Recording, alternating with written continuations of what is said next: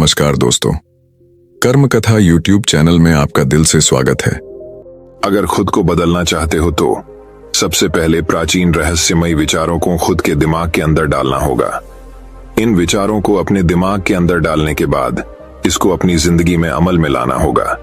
इसके बाद तुम दिमाग से इतने मजबूत हो जाओगे कि तुम्हें जिंदगी में कोई व्यक्ति बुद्धि के मामले में हरा नहीं सकेगा। एक बार एक व्यक्ति गौतम बुद्ध के पास गया और बोला, बुद्ध, मैं अक्सर लोगों को यह कहते हुए सुनता हूं कि हम जो सोचते हैं वही बन जाते हैं। इसलिए मैं आपसे जानना चाहता हूं कि हमारा जीवन हमारे विचारों से कैसे जुड़ा है और हमारे विचार हमारे जीवन को किस हद तक प्रभावित करते हैं। बुद्ध ने कहा है कि यह सत्य है कि मनुष्य जो सोचता है वही बन जाता है। कोई भी विचार जिसे हम लंबे समय तक अपने मन में रखते हैं और उसके बारे में बार बार सोचते रहते हैं, हम वैसे ही बन जाते हैं। लोग उन्हीं के साथ अपना निर्माण करते हैं। विचार जिसके बारे में वह लगातार बनता रहता है, व्यक्ति का चरित्र उसके विचारों से भी बनता है। यदि विचार अच्छे हैं तो चरित्र भी शुद्ध होगा, और यदि विचार ही प्रदूषित हैं तो चरित्र भी बुरा होगा। अगर आप ध्यान से देखेंगे तो पाएंगे कि आपके जीवन का हर पहलू आपके किसी न किसी पहलू से जुड़ा है। आप आज जो भी हैं अपने विचारों की वजह से हैं। आपके विचार अच्छे या बुरे किसी न किसी तरह से आपके जीवन को अच्छा या बुरा बना रहे हैं। हम जैसा सोचते हैं वैसा ही हमारा चरित्र बन जाता है। जिस प्रकार स्वस्थ बीज के बिना कोई वृक्ष विकसित नहीं हो सकता, उसी प्रकार अच्छे विचारों और अच्छे चरित्र के बिना कोई भी मनुष्य सफल नहीं हो सकता। और यदि उसके विचार नकारात्मक हैं तो वह अपने जीवन को गलत दिशा में मोड़ देगा।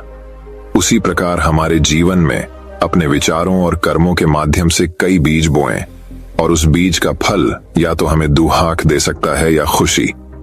यदि हमने सकारात्मक विचारों के बीज बोए तो हमें सफलता और खुशी मिलेगी, लेकिन यदि बोए गए बीज नकारात्मक विचारों के हैं तो सफलता और दुख साथ साथ चलेंगे। जिन लोगों को आप सफल और महान मानते हैं वे यहां ऐसे ही नहीं पहुंच गए। उन्होंने अपने विचारों पर नियंत्रण रखकर अपना चरित्र ऐसा बनाया कि और इसी चरित्र के बल पर उन्होंने महानता की ऊंचाइयों को छुआ। तो मूल रूप से आपके अंदर जो विचार हैं, यदि आपके मन में दूसरों के प्रति क्रोध, ईर्ष्या, घृणा है तो आप बाहर भी वैसे ही होंगे, तो आपको बाहर भी वही मिलेगा। तुम्हें ऐसे लोग मिलेंगे जो तुम्हारे साथ वैसा ही करेंगे। यदि तुम्हारे पास प्रेम, शांति, करुणा है तो तुम वैसे ही बन जाओगे और आप बाहर भी वैसा ही पाएंगे। और जो ऐसे विचार रखता है उसे सम्मान और प्यार दोनों मिलता है। वस्तुतः मनुष्य अपने जीवन का निर्माता स्वयं है। वह इसे बना या बिगाड़ सकता है। मनुष्य अपने चरित्र का निर्माण अपने कार्यों और विचारों से करता है, अपना समुदाय बनाता है, अपनी किस्मत खुद बनाता है।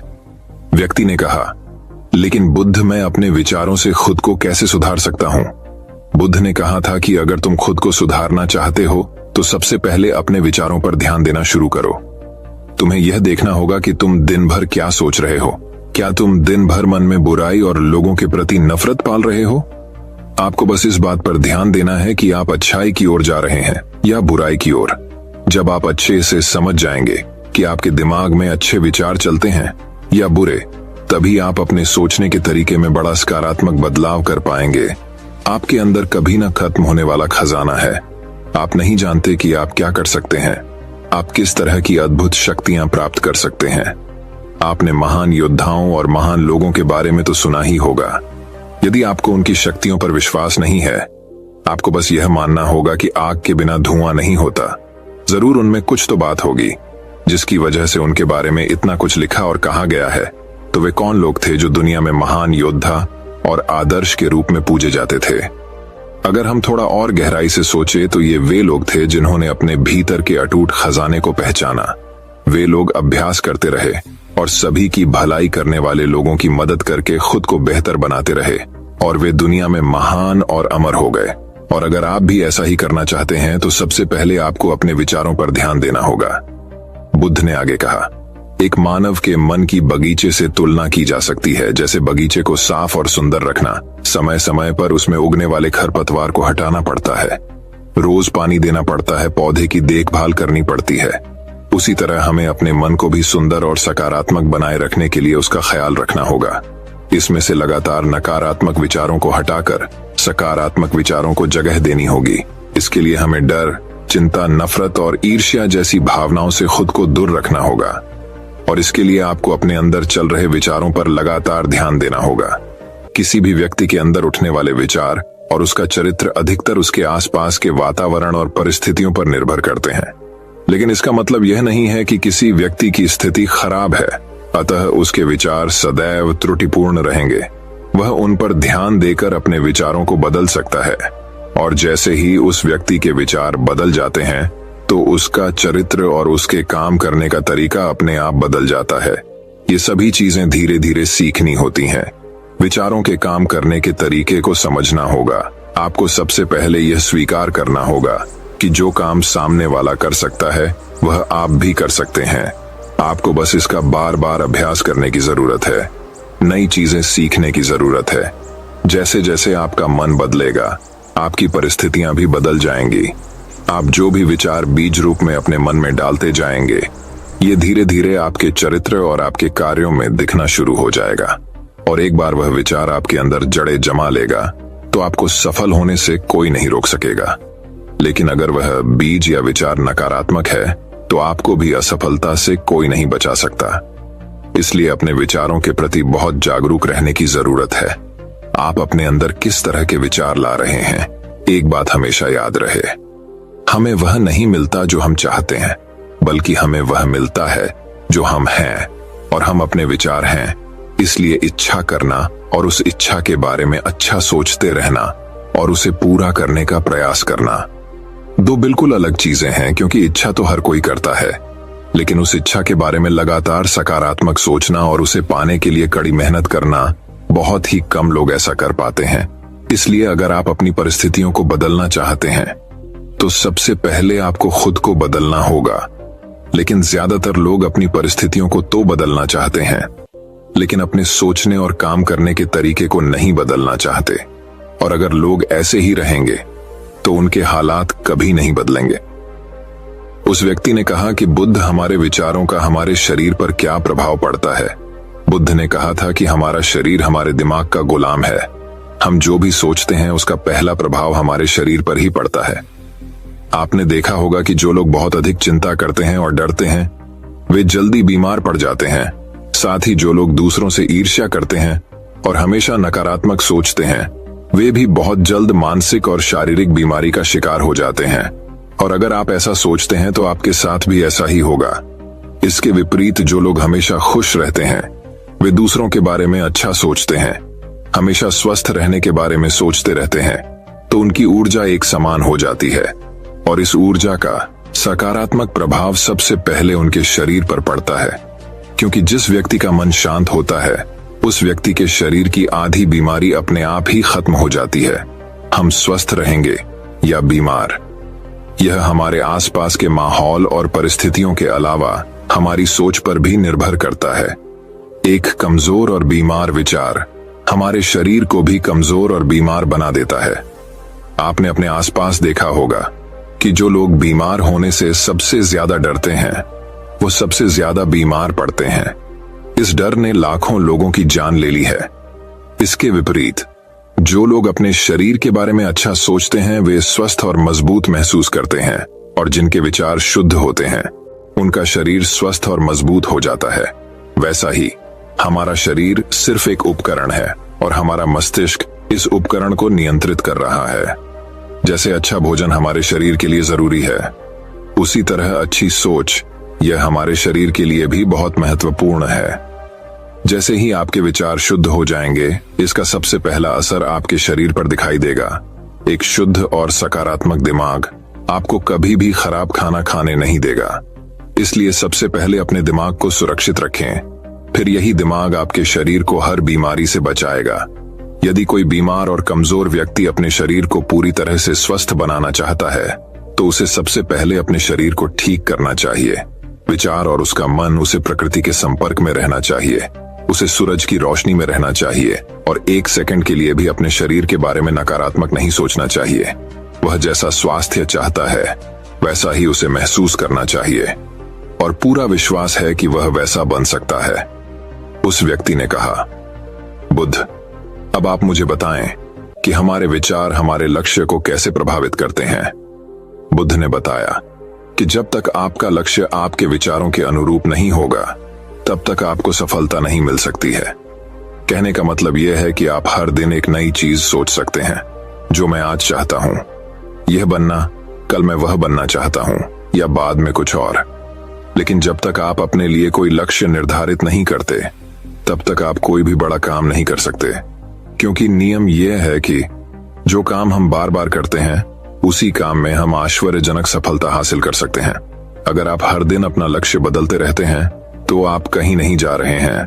इसलिए आपके जीवन में एक निश्चित लक्ष्य होना चाहिए और आपको अपनी पूरी मेहनत और लगन से उस लक्ष्य को पूरा करने का प्रयास भी करना चाहिए।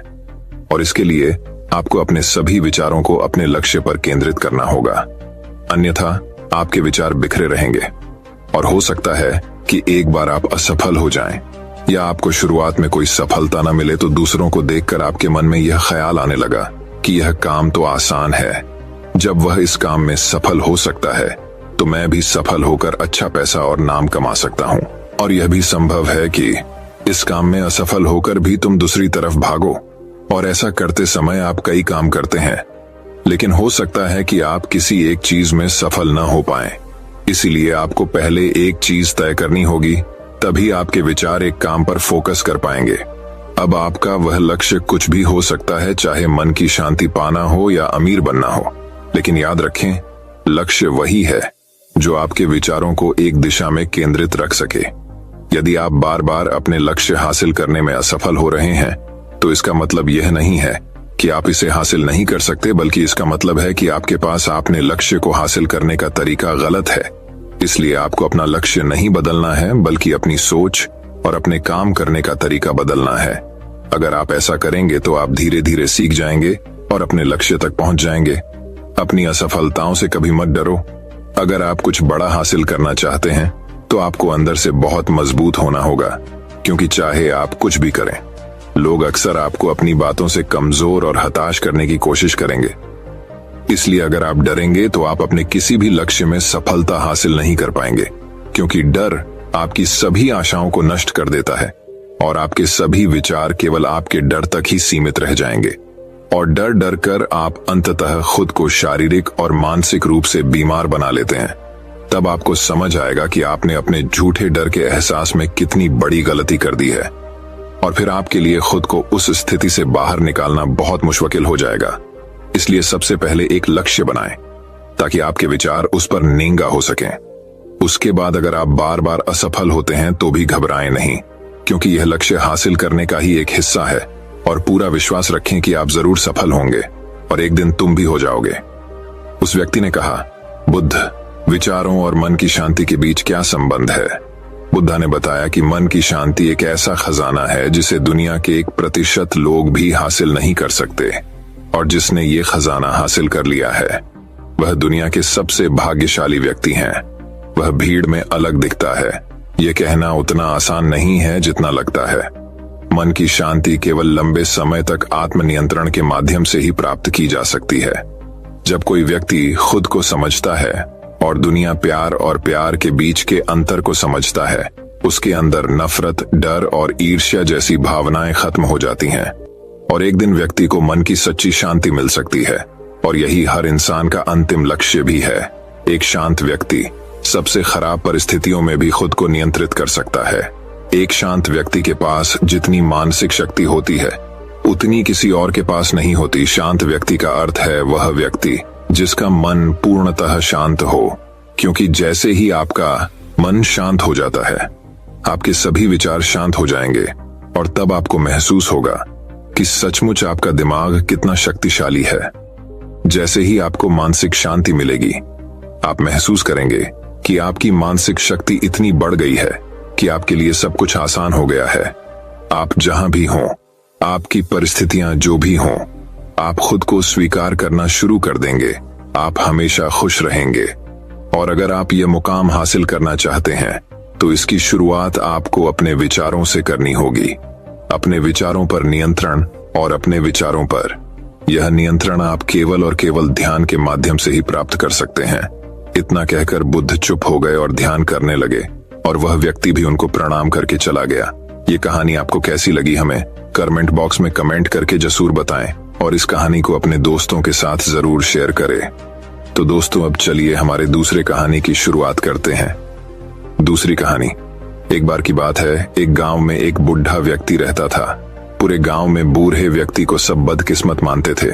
पूरा गांव बूढ़े व्यक्ति को अपनी अजीबोगरीब हरकतों से परेशान करता था। सारा गांव उस बूढ़े व्यक्ति से थक चुका था। बूढ़ा व्यक्ति हमेशा ही सबसे नाराज रहता था, जिस कारण बूढ़े व्यक्ति का स्वभाव हमेशा ही उदास और चिढ़-चिढ़ेपन वाला हो गया था। बूढ़ा व्यक्ति जितने दिन भी जीवित रहता वह उतना ही दुखी रहता। बूढ़े व्यक्ति के द्वारा बोले गए शब्द लोगों को तीर की तरह चुभते थे। हर कोई उस बूढ़े व्यक्ति से बात करने से बचता था। कहने की बात यह है कि बूढ़े व्यक्ति का दुर्भाग्य हर किसी के लिए घातक हो गया था। उस बूढ़े व्यक्ति से जो भी मिलता था उसके लिए सारा दिन अशुभ हो जाता था। लोगों को लगता था कि बूढ़े व्यक्ति के बगल में रहना अस्वाभाविक और अपमानजनक है। बूढ़े व्यक्ति के पास होने से लोग बहुत ही ज्यादा दुखी हो जाते थे। लेकिन एक दिन ऐसा हुआ ही बूढ़ा व्यक्ति सबको बहुत ही ज्यादा खुश नजर आ रहा था। बात ऐसी थी कि आज बूढ़ा व्यक्ति 80 साल का हो गया था। यह बात पूरे गांव में आग की तरह फैल गई। बूढ़ा व्यक्ति आज किसी से कोई शिकायत नहीं कर रहा था। लोगों ने पहली बार जीवन में बूढ़े व्यक्ति को इतना खुश देखा। सभी गांव के लोग इकट्ठा हो गए। सबने यह जानने की इच्छा थी कि आज बूढ़ा व्यक्ति इतना खुश क्यों है। एक आदमी से बूढ़े आदमी से पूछा, तुम्हें क्या हुआ है, आज इतना क्यों खुश हो? जवाब देते हुए बूढ़ा व्यक्ति बोला, आज कुछ खास नहीं। मैं अपने पूरे जीवन में 80 साल से खुशी की तलाश कर रहा था, पर मुझे कभी खुशी नहीं मिली। जीवन भर मेरी यह तलाश बेकार ही गई। लेकिन आज मैंने यह सोच लिया है कि अब से मैं बिना खुशी की तलाश के बगैर जीवन जीऊंगा और मैं अब यही सोचकर खुश हूँ। कहानी की सीख। इस कहानी से हमें यह सीख मिली कि हमें जीवन में खुशी को ढूंढने के लिए उसके पीछे नहीं भागना चाहिए। जीवन आनंदमयी तरीके से जियो तो खुशी अपने आप मिलेगी। दोस्तों, मैं उम्मीद करता हूँ कि यह कहानी सुनने से आपके जीवन में अच्छे बदलाव आए होंगे। आपको इस वीडियो से क्या सीखने मिला ये कमेंट करके जरूर बताइए और अपने परिवार, दोस्तों या आपके करीबी इंसान के साथ ये कहानी शेयर करके उन्हें भी इस ज्ञान से परिचित करवाए। बाकी अगर आपको यह वीडियो दिल से अच्छी लगी हो तभी इस वीडियो को लाइक कर देना और आपने अब तक इस चैनल को सब्सक्राइब न किया हो तो चैनल को सब्सक्राइब भी जरूर कर देना। आपका हर दिन शुभ हो और खुशियों से आपका जीवन भरा रहे। धन्यवाद। नमो बुद्धाय।